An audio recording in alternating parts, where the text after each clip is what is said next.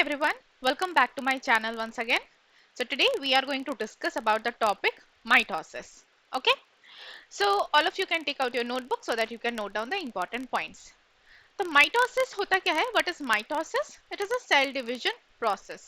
Okay, तो और ये होता कहाँ पे है, क्यों important है, अभी हम ये जानेंगे. So mitosis occurs mostly in the somatic cells, not mostly, ये somatic cells में ही होता है. अब ये somatic cells क्या है? Somatic cells are the body cells. ठीक है, सोमा मतलब क्या होता है? Body. Soma means body. Alright, तो somatic cells means body cells. तो एक्सेप्ट द रिप्रोडक्टिव सेल्स और द जर्म सेल्स और द सेक्स सेल्स के अलावा जितने भी सेल्स है हमारी बॉडी में, सर से लेके पैर तक, वो क्या हो गए? Somatic cells. ठीक है, तो हमारे बॉडी में कहीं पे भी ग्रोथ हो रहा है, रिपेयरिंग हो रहा है, टिश्यू डैमेज हो गया तो टिश्यू रिपेयर हो रहा है, राइट. तो ये कैसे होता है? माइटोसिस के प्रोसेस के थ्रू होता है. ठीक है ना. इस प्रोसेस में जो क्रोमोसोम नंबर होता है ना, पेरेंट और डॉटर सेल का, वो होता है same same same to same. ठीक है, मतलब अगर एक सेल से बना दो सेल, तो इसमें अगर क्रोमोसोम नंबर है 23 पेयर्स, तो इनमें भी कितने हो जाएंगे? 23 पेयर्स ही हो जाएंगे. ठीक है, तो सेम सेम क्रोमोसोम नंबर रहता है. That's why it's called as equational division. बहुत इंपॉर्टेंट पॉइंट है ये, बहुत इंपॉर्टेंट पॉइंट है. इक्वेशनल डिवीजन बोलते हैं इसको. ठीक है, mitosis mostly diploid somatic cells में होता है. डिप्लॉयड मतलब क्या होता है? Okay, what is the meaning of haploid and diploid? See, जैसे आप लोग जैसे हम शूज पहनते हैं ना, तो शूज कैसे होते हैं? एक चप्पल तो नहीं पहनोगे, एक जूता तो नहीं पहनते, हम हमेशा दो जूते पहनते हैं, राइट. तो जूते कैसे में आते हैं? पेयर्स में आते हैं, है ना. तो ऐसे तो उसको हम क्या बोल सकते हैं? डिप्लॉयड बोल सकते हैं. एक पेयर है, एक जोड़ा, राइट. एक जोड़े में क्या? दो, दो जूते.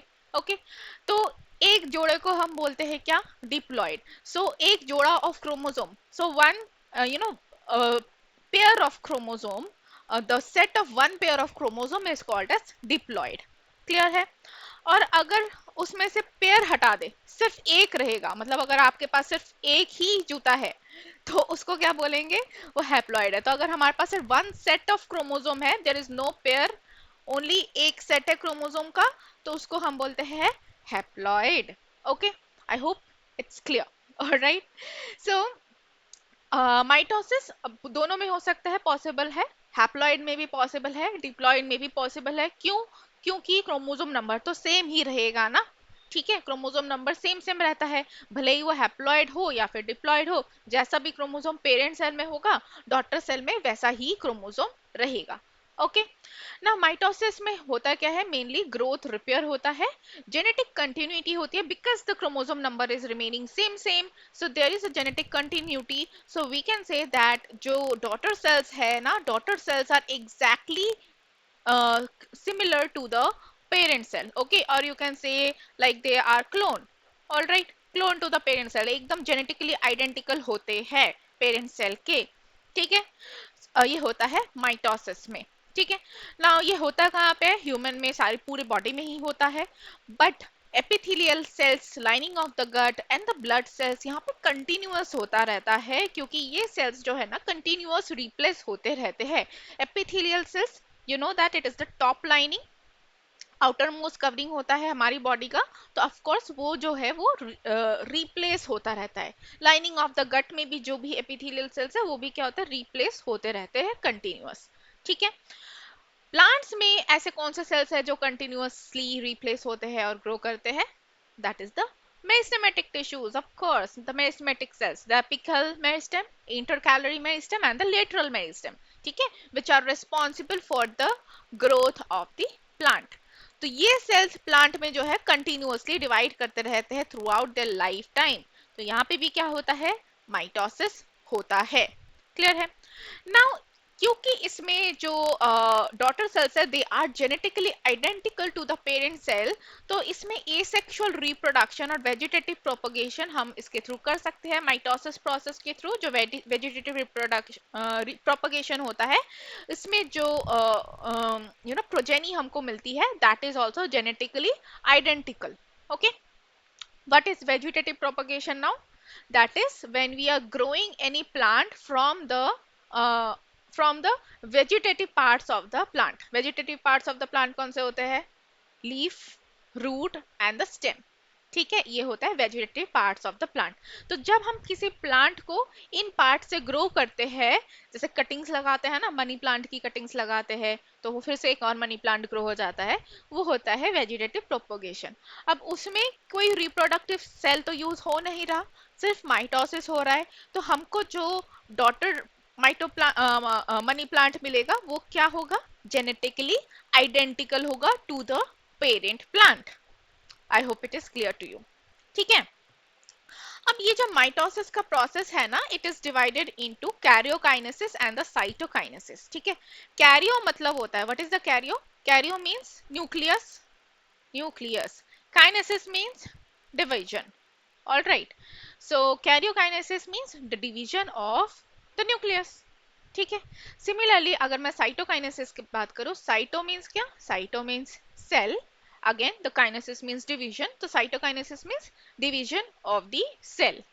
ठीक है, तो पहले होता है यहाँ पे न्यूक्लियस का डिवीजन, फिर होता है साइटोप्लाज्म का डिवीजन. साइटोकाइनेसिस में साइटोप्लाज्म का डिवीजन होता है जिसमें पूरा सेल डिवाइड हो जाता है.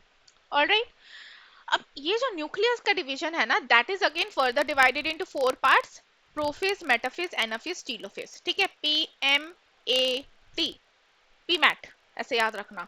सीक्वेंस यही रहेगा, आप उल्टा सीधा सीक्वेंस नहीं कर सकते हैं इसमें. ठीक है, पहले प्रोफेज आएगा, मेटाफेज, एनाफेज, टेलोफेज, पीमैट, ऐसे आप ये लोग याद रख सकते हो. ओके, सो चलो let's see a short video for a better understanding.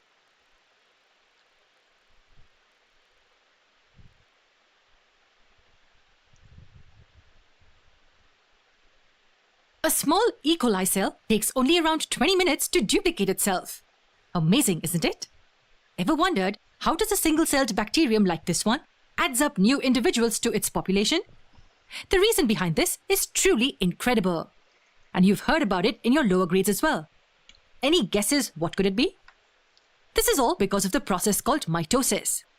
By this process of cell division, lower organisms like prokaryotes and a few unicellular eukaryotes produce new individuals of their kind. This is also called asexual reproduction. So mitosis helps in carrying out asexual reproduction in lower organisms. And does it have any significance in the higher organisms like us as well? Absolutely. How does our skin manage to heal the wounds on its own? And that too with the exact same new skin cells? Is it possible due to mitosis? That's right. Mitosis process gives rise to the new cells which are identical to the parent cells. So if there occurs an injury to any tissue of the body, then the damaged cells of that area are replaced by new ones which are produced with the help of mitosis. And not only repair, but the process of mitosis helps in the overall growth and the development of the organism. And how does that happen? It's obvious that due to mitosis, cells make identical copies of themselves, giving rise to growth of tissues and finally the organs.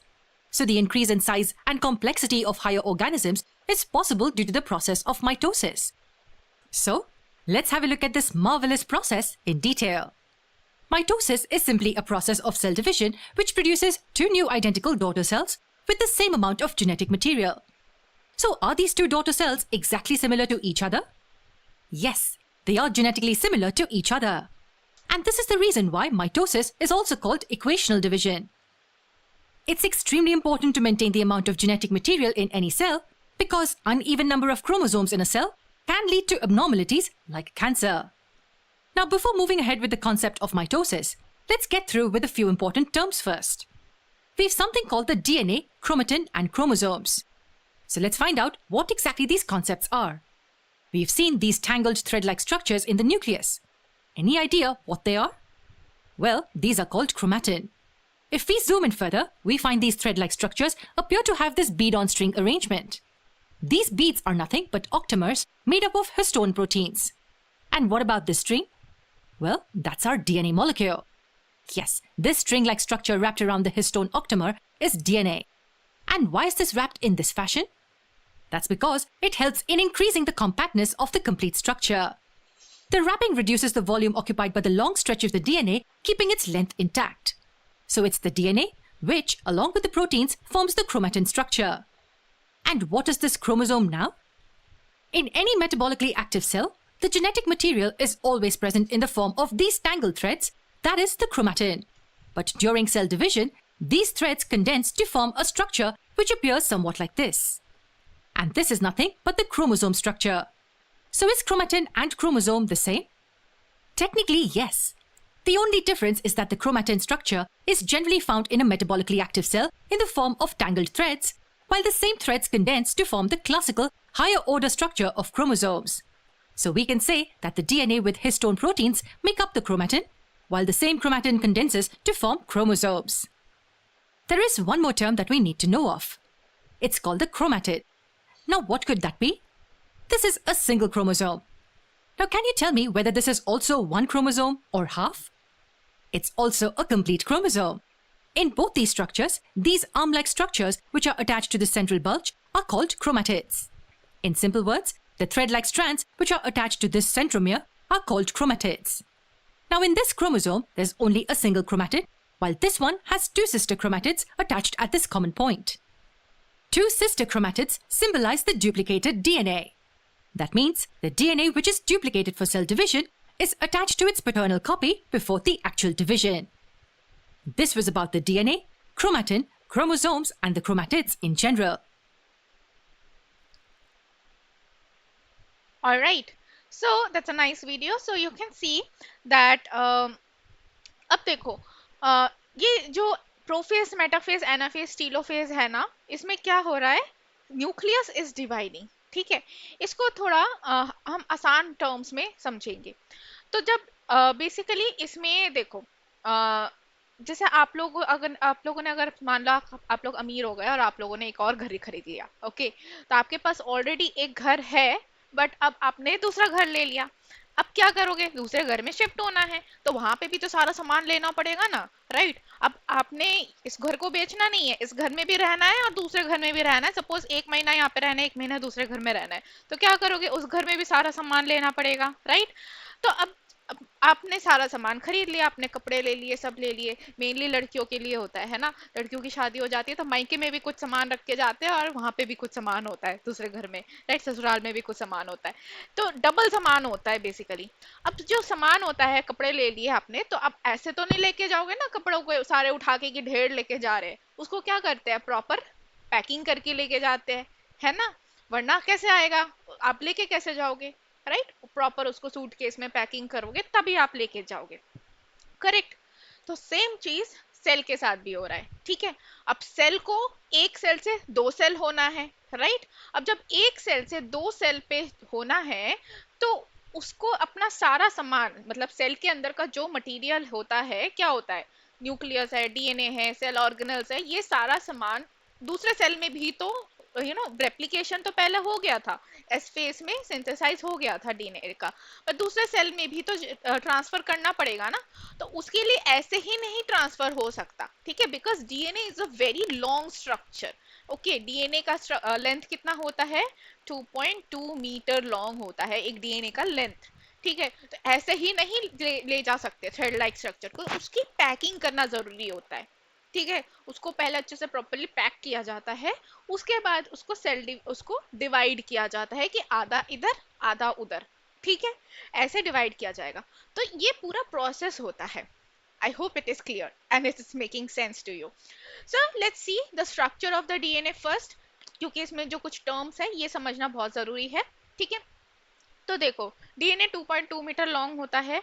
DNA में होता क्या है, DNA is made up of first of all the DNA and there are some histone proteins are there, histone proteins, यहाँ पे लिखा हुआ है histone proteins, ठीक है। कितने टाइप के हिस्टोन प्रोटीन्स होते हैं, 8 टाइप के होते हैं, ऑलराइट। सो अब नाउ ये जो डबल हेलिकल स्ट्रक्चर है, because it is so long, so अब ये जब मेटाबॉलिकल फॉर्म में है तो ये एक थ्रेड लाइक स्ट्रक्चर के फॉर्म में रहता है, ठीक है, which is very tangled, tangling हो रखी होती है, उस उलझे हुए थ्रेड लाइक स्ट्रक्चर होते हैं। जैसे कि अलमारी में अगर सारे कपड़े ऐसे डाल दोगे तो वो क्या होगा, कुछ समझ नहीं आएगा कौन सा किधर है, बट अगर आप उसकी पैकिंग करोगे, सेग्रीगेट करोगे प्रॉपर तरीके से तो आपको समझ आएगा, राइट। तो प्रॉपर जब मेटाबॉलिकली एक्टिव है सेल, अपना नॉर्मल फंक्शन कर रहा है, तो वो पूरा ऐसा उलझा हुआ ऐसा है, ठीक है, तो उसको हम क्या बोलते हैं, क्रोमैटिन, क्रोमैटिन। ठीक है, डीएनए क्या है, एक उलझे हुए स्ट्रक्चर में, that is called as the chromatin, it is a thread like structure. अब during this process of this cell division, जब ये एम फेज स्टार्ट हो रहा है, अब ये क्रोमैटिन ना थोड़ा थोड़ा पैकिंग होने लगता है। जैसे आप ट्रांसफर, घर शिफ्ट कर रहे हो, यू नो, एक जगह से दूसरी घर जाओ, तो आप थोड़ा थोड़ा पैकिंग करना चालू करोगे, है ना, एक दिन में तो पूरा पैकिंग नहीं हो जाएगा, थोड़ा थोड़ा करके पैकिंग करोगे। सिमिलरली यहाँ पे क्रोमैटिन पैकिंग होने लगता है और ये बन जाता है क्या, क्रोमैटिड। ठीक है, क्रोमैटिन क्या बन गया, क्रोमैटिड। ये जो दिख रहा है ना, ये आपको ये ऐसे पैक होके ये है क्रोमैटिड। ठीक है, ये पूरा एक क्रोमैटिड हो गया, ये सिंगल क्रोमैटिड है। अब ये क्रोमैटिड फिर दूसरे होमोलोगस क्रोमैटिड के साथ जब ज्वाइन हो जाएगा तो हम इसको बोलेंगे पूरा क्रोमोसोम्स बोलेंगे। ये एक एक भी हम इसको हम क्रोमोसोम बोलेंगे, बट ये जो थ्रेड लाइक स्ट्रक्चर है, दिस इज द क्रोमैटिड। ठीक है, नाउ तो यही चीज क्या हो रही है अर्ली लेट इंटरफेस में, it is looking like this.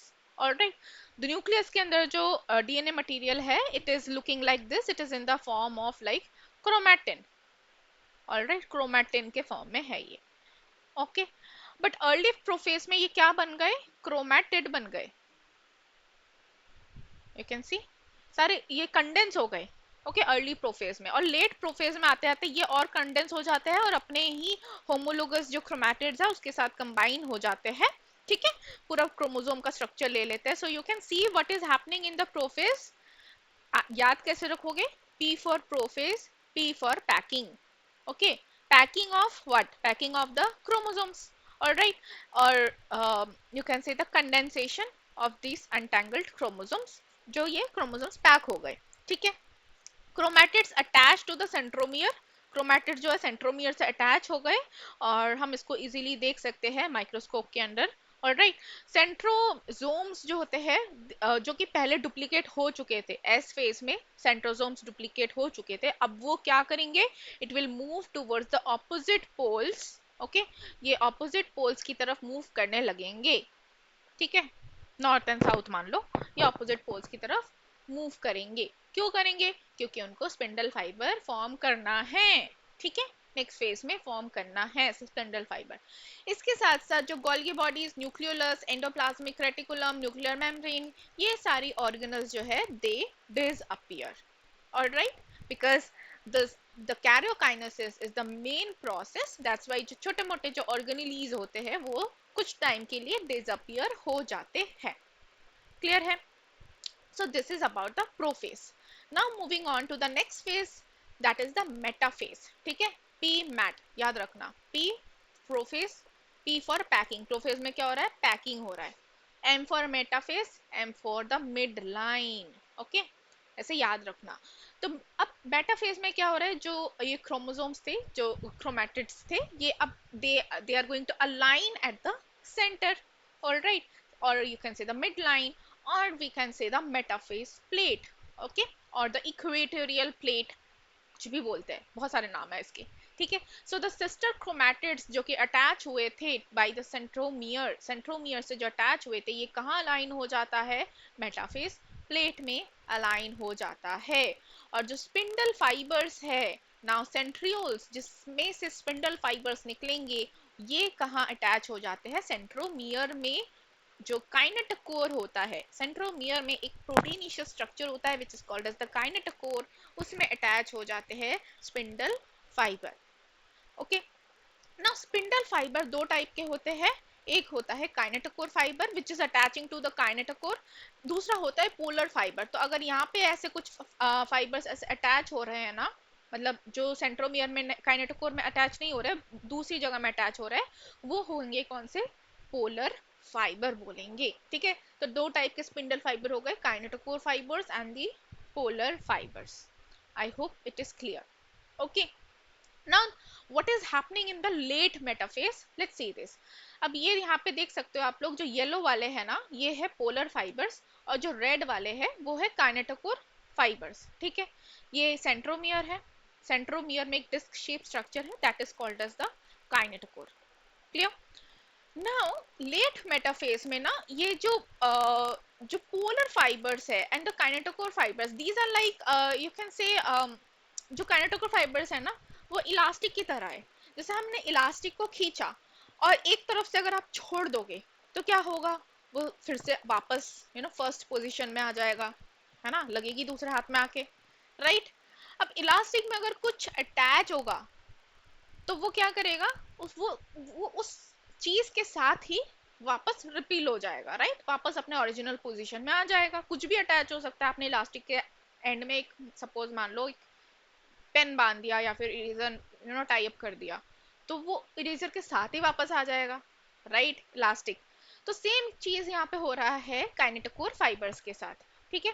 तो ये जो काइनेटोकोर फाइबर्स है ना, जो रेड वाले है, तो ये क्या होते हैं, लेट मेटाफेज में they get tries to get shorten up, ठीक है, लेट मेटाफेज और early anaphase you can say, ये छोटे हो जाते हैं, इनका साइज हो जाता है छोटा। तो जब साइज छोटा हो रहा है तो ये आप देख सकते हो, ये साइज छोटा हो रहा है तो ये जो क्रोमैटिड्स है इसको खींच के छोटा कर देगा ऑफ कोर्स। तो दोनों तरफ से ही, ठीक है, इस तरफ से भी और इस तरफ से भी दोनों क्रोमैटिड्स को ये खींच लेता है, ठीक है। ये होता है अर्ली एनाफेज में, दोनों को खींच लेगा। तो क्रोमैटिड्स क्या हो गए, सिस्टर क्रोमैटिड्स अब मूव हो गए किस तरफ, ऑफ कोर्स पोल्स की तरफ, क्योंकि उधर ही खींच रहा है, ठीक है। तो ये होते हैं काइनेटोकोर फाइबर। अब ये जो येलो वाले फाइबर्स है जिसको हम बोल रहे हैं पोलर फाइबर, इनका क्या है, ये छोटे नहीं होते, ये उल्टा हो जाता है, ये मतलब ये और बड़े हो जाते हैं, मतलब ये अटैच ही रहते हैं, ये थोड़ा टाइम लेते हैं, ये भी छोटे होते हैं, ये भी स्ट्रेच होते हैं। अगर आप बहुत ज्यादा इलास्टिक को खींचोगे क्या होगा, टूट जाएगा, टूटेंगे, बट थोड़ा बाद में टूटते हैं ये, ठीक है, ये थोड़ा स्ट्रांग है, आप ऐसे समझ लो काइनेटोकोर फाइबर से ज्यादा स्ट्रांग है, तो थोड़ा बाद में टूटेंगे। तो ये इलोंगेट हो जाते हैं, यहाँ पे आप देख सकते हो ये इलोंगेट हो गए, जिसकी वजह से जो ये सेल का साइज है ये क्या हो गया, से ओवल सा, यहाँ पे सेल का साइज सर्कुलर था, ये अब यहाँ पे स्ट्रेच हो गया, इलोंगेट हो गया, सेल का साइज भी इलोंगेट हो गया, ठीक है। तो ये हो रहा है एनाफेज में। I hope it is clear. तो एनाफेज को हम देख लेते हैं पहले। Anaphase is the third phase of the mitosis. So यहाँ पे splitting of the centromere and the two sister chromatids. So ये सेंट्रोमियर जो है वो स्प्लिट हो गए, क्यों स्प्लिट हो गए, क्योंकि काइनेटोकोर्स फाइबर्स ने उनको खींच लिया, ठीक है। Now the sister chromatids also separate and they are moving towards the opposite poles, and microtubules of the spindle fibers they are becoming shorter, तभी तो खींचा उन्होंने, क्योंकि वो छोटे हो गए थे तब खींच लिया, ठीक है। Shortening of at the poles of centromere, each sister chromatid, making the sister chromatid to splits to into two, two है ये, ठीक है, two equal chromosomes। तो अब हम इसको सिस्टर क्रोमैटिड्स नहीं बोलेंगे, अब हम इसको क्या बोलेंगे, डॉटर क्रोमोसोम्स बोलेंगे, ठीक है। Now we will call it as a daughter chromosomes, क्योंकि अब ये दूसरे सेल्स में जाके क्रोमोसोम ही बनेंगे, okay. So this is the anaphase. I hope it is clear. So यहाँ पे आप लोग देख सकते हो क्या हो रहा है, यू कैन सी, देखो पहले kinetochore fibre, now this the जो पोलर फाइबर है ये बाद में टूटे, ठीक है, पहले काइनेटोकोर फाइबर शॉर्टन हो गए, पोलर फाइबर बाद में स्ट्रेच होके वो टूट गए, alright. Moving towards the next phase, that is the telophase, last M phase, alright। telophase में अब जो डॉटर क्रोमोसोम्स है वो ऑलरेडी पोल्स की टुवर्ड्स मूव कर चुके हैं, ठीक है। Chromosomes cluster at the opposite poles and they decondense over there, यहाँ प्रॉपर कंडेंसेशन हो जाता है, यहाँ पे पूरा क्लस्टर फॉर्मेशन हो गया, अब ये कंडेंस डीकंडेंस होंगे, ओके, बेसिकली फिर से न्यू सेल्स बन रहा है तो ये फिर से डीकंडेंस हो जाएंगे, ओके, क्रोमैटिन्स के फॉर्म में आ जाएंगे धीरे धीरे। न्यूक्लियर एनवेलप जो कि पहले प्रोफेज में हमने पढ़ा था वो डिसअपियर हो गया था, यहाँ पे रीअपियर हो जाएगा। Nuclear nucleolus, endoplasmic reticulum, Golgi apparatus, ये सारी चीजें क्या हो जाएंगी, रीअपियर हो जाएगा टीलोफेज में, ओके। और ये एक ऐसा फॉर्म ले चुका है। अब टीलोफेज के साथ साथ बाद में क्या हो जाएगा, यहाँ पे एक फरो क्लीवेज बनता है, ठीक है। क्लीवेज कैसे बनता है अभी मैं बताती हूँ, उससे पहले ये देख लेते हैं कि माइक्रोस्कोप के अंदर ये फेजेस कैसे दिखाई देते हैं, ठीक है। तो अगर आप माइक्रोस्कोप के अंदर देखोगे प्रोफेज को, ये कुछ ऐसा दिखाई देगा, जिसमें सारी चीजें ऐसे उलझी हुई सी, कोई भी क्रोमोसोम को इजीली लोकेट नहीं कर सकते, राइट। जबकि आप मेटाफेज में you can easily locate the chromosome. So you can say that metaphase is the best phase to study under the microscope, because हम इसमें सारे chromosomes को अलग अलग देख सकते हैं, because all of them are arranged in a metaphase plate. Okay. फिर आता है एनाफेज, जिसमें ये इस तरह से मूव हो रहे हैं पोल्स की तरफ. टीलोफेज में ये देखो मूव हो चुके हैं पूरा, और ये सेल्स में ऐसा क्लीवेज फरो थोड़ा थोड़ा बन चुका है. ठीक है, ये माइक्रोस्कोप में ऐसा दिखेगा. Alright, now the last stage is the cytokinesis. अब इसमें क्लीवेज फरो बन चुका है, अब ये पूरी तरह से क्या हो जाएगा, डिवाइड हो जाएगा. ठीक है, साइटोप्लाज्म का डिवीजन होगा यहाँ पे. किसका डिवीजन होगा, साइटोप्लाज्म का डिवीजन होगा. ऑलराइट, नाउ यू कैन सी यहाँ पे क्या होता है, एक क्लीवेज फरो डेवलप होता है साइटोप्लाज्म के डिवीजन के टाइम पे. इस पिक्चर में देखते हैं, ये देखो एक कॉन्ट्रैक्टाइल रिंग का फॉर्मेशन हो रहा है. ये कॉन्ट्रैक्टाइल रिंग क्या करता है, इसको दोनों तरफ से ना ऐसे खींचता है अंदर की साइड से, जिसकी वजह से सेल जो है वो स्क्वीज हो जाता है. ठीक है, दोनों तरफ से खींच रहा है तो सेल क्या हो जाएगा, स्क्वीज अप हो जाएगा, तो ये अंदर की तरफ आने लगा. ठीक है, और इधर एक क्लीवेज फरो भी है, और धीरे धीरे ये बढ़ता जाएगा और पूरी तरह से सेल जो है वो टूट जाएगा, साइटोप्लाज्म टूट जाएगा, एक न्यूक्लियस इधर एक न्यूक्लियस उधर, और ये हो गए डॉटर सेल्स. ये हो गया हमारा एनिमल सेल का प्रोसेस. ठीक है, प्लांट सेल में थोड़ा डिफरेंट होता है. तो फॉर एग्जाम्पल, अगर आपको एक बलून को स्क्वीज करना है तो वो इजीली आप कर लोगे, राइट. बट अगर बलून का एक आउटर कवरिंग हो और काफी हार्ड सा कवरिंग हो, तो आप उसको स्क्वीज कैसे करोगे, नहीं कर पाओगे ना, वो थोड़ा डिफिकल्ट हो जाएगा ना स्क्वीज करना, क्योंकि उसका एक हार्ड कार्डबोर्ड कवरिंग है. तो सेम चीज प्लांट सेल में भी है. प्लांट सेल में के पास क्या है, सेल वॉल होता है, right, which is a very hard structure, right. तो अब उसमें स्क्वीजिंग करना डिफिकल्ट हो जाता है. तो इस केस में क्या होता है, यहाँ पे एक सेल प्लेट का फॉर्मेशन होता है, और ये सेल प्लेट ना धीरे धीरे ग्रो करता है, एंड यहाँ पे सेल वॉल बन जाता है. जब ये पूरा सेल वॉल बन जाएगा, तब ये दोनों जो प्लांट सेल है, it will convert into 2 daughter cells. तो इस तरह से होता है प्लांट सेल में. सेल प्लेट किस में बनता है, सिर्फ और सिर्फ प्लांट सेल में बनता है, एनिमल सेल में नहीं बनता है. I hope it is clear to you. Alright, so that is about the cytokinesis. Now, in some organisms like fungi, जो साइटोकाइनेसिस है, ठीक है, इसमें बेसिकली कैरियोकाइनेसिस नहीं होता एकदम से, साइटोकाइनेसिस नहीं होता इमीडिएटली. कैरियोकाइनेसिस तो हो जाता है, बट साइटोकाइनेसिस इमीडिएटली नहीं होता है. तो उसमें कैसा बन जाएगा वो, मतलब एक सेल है बट उसके अंदर न्यूक्लियस बहुत सारे हो गए, मल्टीपल न्यूक्लियस हो गए, right, more than one nucleus. तो ऐसे कंडीशन को हम बोलते हैं सीनोसाइट. ओके, और ऐसे सेल्स को हम बोलते हैं coenocytic cell. For example the liquid endosperm जो होता है कोकोनट के अंदर, ठीक है, that is the condition of coenocyte. So let's watch this small video again for a better understanding.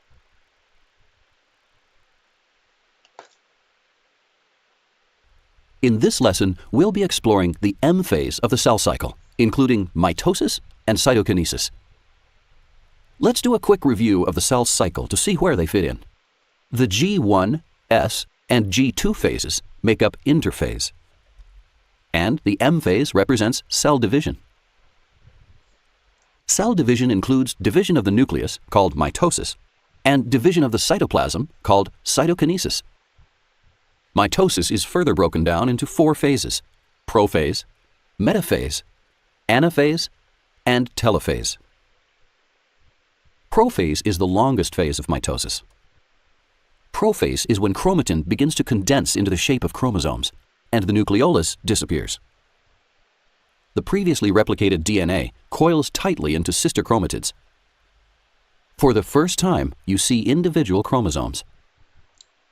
In the center of each chromosome, a centromere attaches the sister chromatids together. Meanwhile, in the cytoplasm, microtubules, known as spindle fibers, begin to fan out from 2 sets of paired structures, called centrioles. the spindle fibers elongate as the centrioles begin moving to opposite sides or poles of the cell. While this is happening, the nuclear membrane surrounding the nucleus disappears. Now that chromosomes are no longer separated from the cytoplasm, the opposite ends of the spindle fibers can attach to the centromeres. Next, the cell enters metaphase.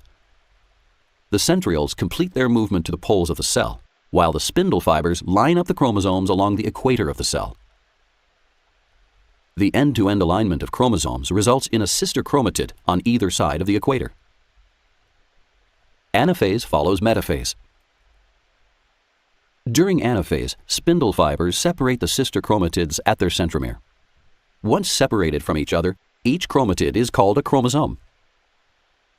The single-stranded chromosomes form a V shape as the spindle fibers shorten and drag them through the gel-like cytoplasm.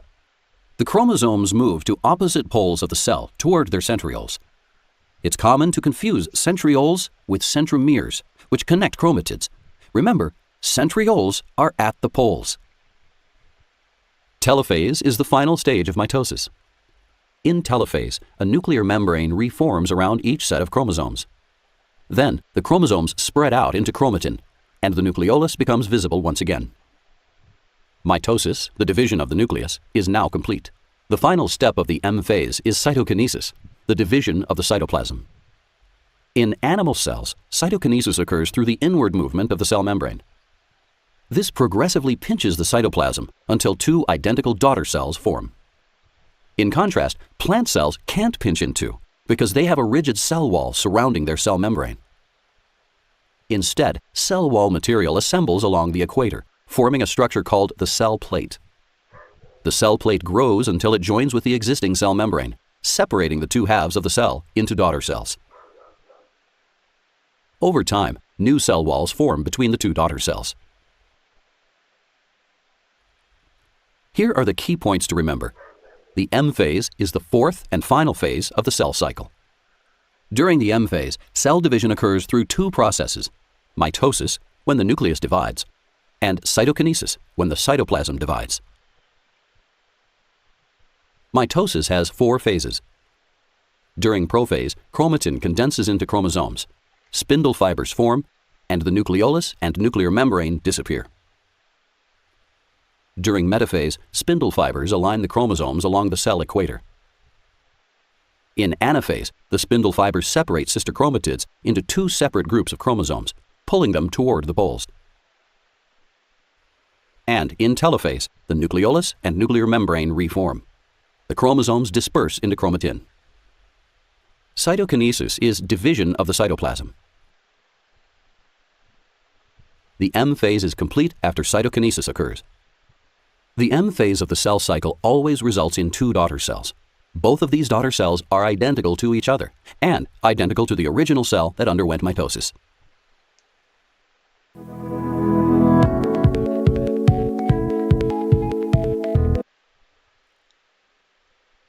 Alright, so that's about the mitosis. So let's have a quick summary कि हमने अभी तक क्या-क्या पढ़ा है. Okay, so you can see first हमने previous video में discuss किया था about the interphase. Okay, जहाँ पे cell was preparing itself for the M phase. Okay, वहाँ पे DNA synthesize हुआ था, protein synthesis हुआ था, जो भी essential proteins are required. Okay, and the cell was growing. Prophase हमने फिर देखा, prophase, metaphase, anaphase, telophase and then the cytokinesis. अब यहाँ पे जो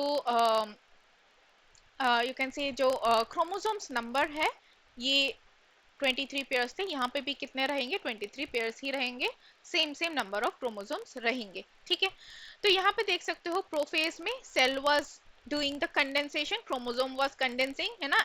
याद कैसे रखोगे? P for prophase, P for packing. Alright, packing of the all the chromatin materials जो भी थे वो क्रोमैटिड्स बन जाएंगे, फिर क्रोमोसोम्स बन जाएंगे. ठीक है, कंडेंसेशन हो जाएगा उनका. ठीक है, इसके अलावा जो भी बाकी के सेल ऑर्गेनल्स है जैसे कि गोल्गी एपरेटस, ER, न्यूक्लियोलस, वो क्या हो जाएंगे? डिसअपियर हो जाएंगे. ठीक है, फिर आता है मेटाफेज. मेटाफेज में all of the sister chromatids will arrange itself in the equatorial plate, जो कि मेटाफेज प्लेट भी बोलते हैं, ठीक है। इसके अलावा जो स्पिंडल फाइबर्स है, both this type of spindle fibers, kinetochore fiber and the polar fiber, they will connect to the sister chromatids, ठीक है, उससे कनेक्ट हो जाएंगे। फिर एनाफेज में क्या होता है, जो काइनेटोकोर फाइबर्स है वो उसको शॉर्टन अप हो जाएगा उसका साइज, तो इसकी वजह जो सिस्टर क्रोमैटिड्स है which is now called as the daughter chromosomes, वो that will pull apart towards the pole, okay, and जो पोलर फाइबर्स थे, पोलर माइक्रोट्यूब्यूल, क्योंकि वो बाद में टूटते हैं, वो पहले स्ट्रेच अप हो जाते हैं, तो उसकी वजह से जो सेल का साइज है वो भी क्या हो जाएगा, थोड़ा इलोंगेट हो जाएगा, ओवल शेप का हो जाएगा, ठीक है। टीलोफेज में अब सारे जो जितने भी डॉटर क्रोमोसोम्स है वो पोल्स की तरफ मूव हो चुके हैं, तो यहाँ पे अब होगा इनका डीकंडेंसेशन, ओके। इसके अलावा nucleolus, ER, Golgi and the nuclear membrane, they will reappear again, ठीक है। फिर साइटोकाइनेसिस होगा, जहां पे क्लीवेज फरो का फॉर्मेशन होगा, अंदर की तरफ एक कॉन्ट्रैक्टाइल रिंग का फॉर्मेशन होता है, जिसकी वजह से वो दोनों सेल्स को सेल वॉल को जो है, not cell wall, the cell membrane उसको स्क्वीज करता है, अंदर की तरफ खींचता है, और जिसकी वजह से ये टूट जाता है, पूरा फरो डेवलप होके फिर वो टूट जाता है, ठीक है। it divides into two parts, so that is the cytokinesis process for the animal cell.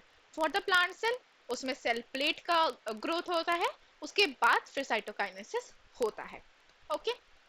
so that is for the mitosis process.